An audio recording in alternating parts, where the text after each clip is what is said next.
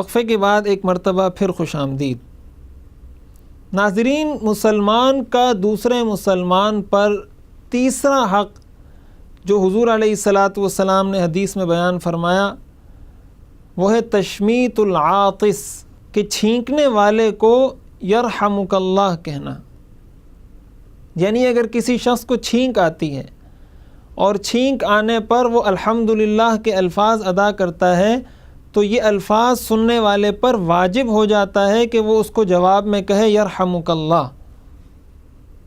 ہاں، اگر چھینکنے والے نے الحمدللہ نہ کہی تو سامنے والے شخص پر یرحمک اللہ کہنا واجب نہیں ہے۔ اگر وہ کہہ دیتا ہے تو اچھی بات ہے، اگر وہ اس کو یاد دہانی کروانا چاہتا ہے کہ بھائی اس موقع پر آپ کو الحمدللہ کہنا چاہیے تھا تو کہہ سکتا ہے، لیکن اس پر واجب نہیں ہوتا۔ لیکن اگر چھینکنے والے نے الحمدللہ کہہ دیا، اس کے بعد یہ الحمدللہ سننے والے پر اس کو جواب میں دعا دینا یرحمک اللہ کہنا واجب ہو جاتا ہے۔ البتہ یہ واجب علی الکفایہ کہلاتا ہے، یعنی اگر ایک مجلس میں ایک آدمی کو چھینک آئی اور اس نے الحمدللہ کہا تو پوری مجلس میں سے اگر کوئی ایک شخص بھی اس کے جواب میں یرحمک اللہ کہہ دیتا ہے تو سب سے وہ واجب ساقط ہو جائے گا۔ لیکن اگر کسی ایک نے بھی اس کو جواب میں یرحمک اللہ نہیں کہا تو ساری مجلس والے جس نے وہ الفاظ الحمدللہ کے سنے ہیں وہ ساری مجلس والے گناہگار ہوں گے۔ اس لیے آج اگر ہم معاشرے میں دیکھیں اس کی اہمیت اور اس کا ہمیں علم ہی نہیں ہوتا۔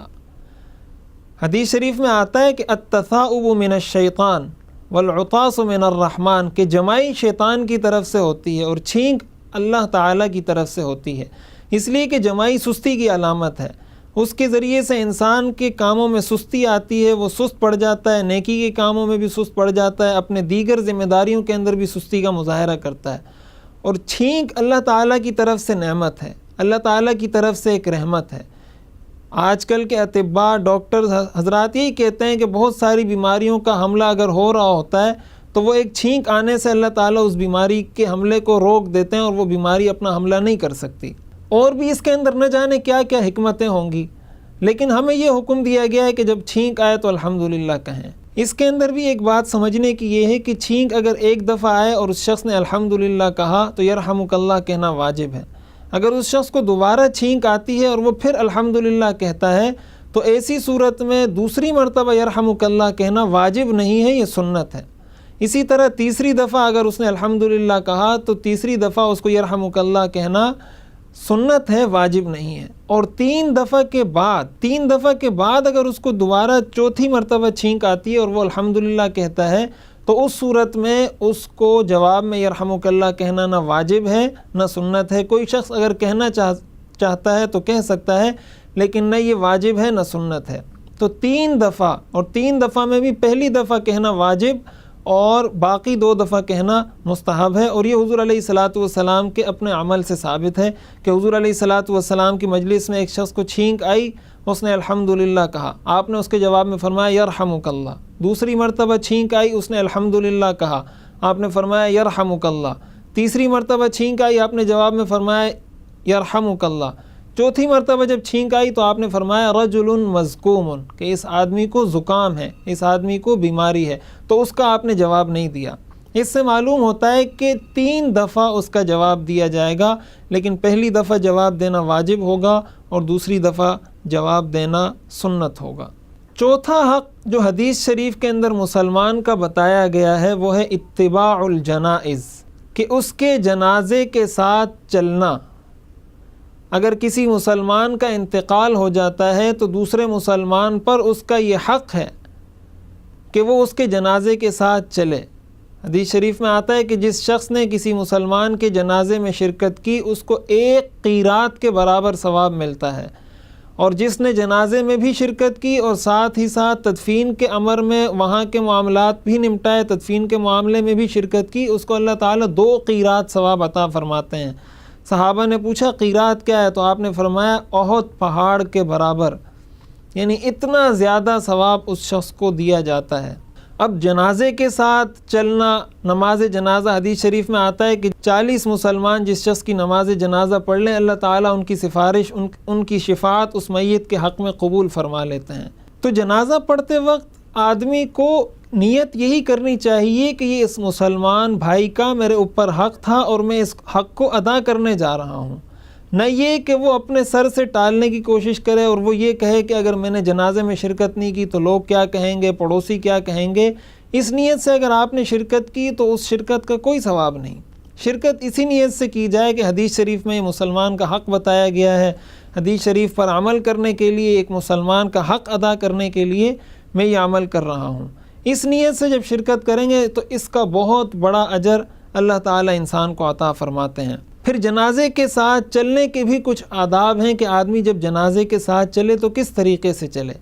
تو جنازے کے ساتھ چلنے کا ادب یہ ہے کہ جنازے سے پیچھے چلا جائے، جنازے کے آگے چلنا یہ جنازے کے ادب کے خلاف ہے، اس لیے جنازے کے ساتھ جو چلنے والے لوگ ہیں ان کو یہی چاہیے کہ وہ جنازے کے پیچھے چلیں۔